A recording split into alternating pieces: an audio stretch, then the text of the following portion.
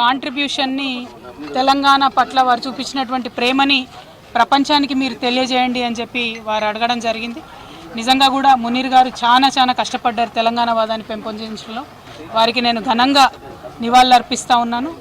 మరి వారు ఏవైతే విప్లవోద్యమాల గురించి పదే మాట్లాడినరో ఇవాళ మీరు దేశవ్యాప్తంగా ఉన్న పరిస్థితి చూసుకుంటే భారతీయ జనతా పార్టీ ఆపరేషన్ కగార్ పేరుతోని మరి చేస్తున్నటువంటి దుశ్చర్యలను మనం చూస్తూ ఉన్నాం.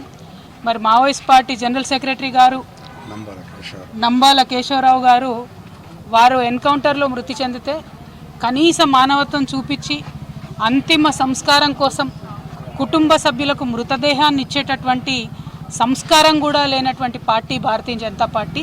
ఈ వైఖరిని మేము చాలా తీవ్రంగా ఖండిస్తున్నాం.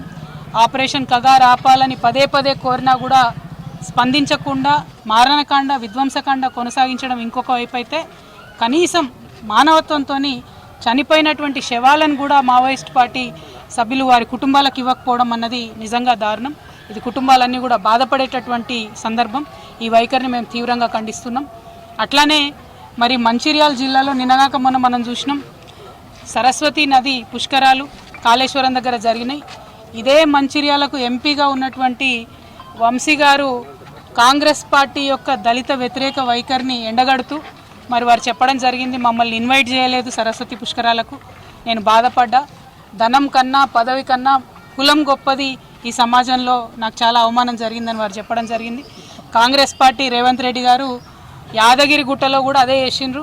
రేవంత్ రెడ్డి గారి కుటుంబ సభ్యులంతా కూడా పైన ఆసనాలలో కూర్చొని దళితుడు అయినటువంటి డిప్యూటీ సీఎం బట్టి విక్రమార్క గారిని కింది ఆసనాల్లో కూర్చోబెట్టి అవమానించినటువంటి దారుణమైన సంస్కృతి రేవంత్ రెడ్డి గారిది, కాంగ్రెస్ పార్టీది. మరి రెండు పార్టీల వైఖరి కూడా మరి సమసమాజ నిర్మాణానికి కానీ ప్రోగ్రెసివ్ థాట్ ప్రాసెస్ కానీ వ్యతిరేకంగా పనిచేస్తున్నటువంటి సందర్భాన్ని మునీర్ అన్న లాంటి జర్నలిస్టులు అందరూ కూడా తమ కళాలు జుల్పించి మరి వ్యతిరేకించాల్సినటువంటి అవసరం ఉందని చెప్పి ఈ మంచిర్యాల గడ్డ నుంచి నేను పిలిపిస్తూ ఉన్నాను. ఎందుకంటే మంచిర్యాల అంటే మనందరికీ తెలుసు పోరాటాల పటిమ ఉన్నటువంటి ప్రాంతం. మరి ఇక్కడ ఉండేటటువంటి వారందరం కూడా నిర్ద్వంద్వంగా ఖండించాల్సినటువంటి రెండు చర్యలను కూడా ఈ సందర్భంగా గుర్తు చేసుకుంటూ మరి మునీర్ అన్న ఆత్మకు శాంతి కలగాలని మనస్ఫూర్తిగా కోరుకుంటూ వారి కుటుంబ సభ్యులకి మరొకసారి ప్రగాఢంగా నా యొక్క సానుభూతిని నేను తెలియజేస్తున్నాను. Thank you. జై తెలంగాణ.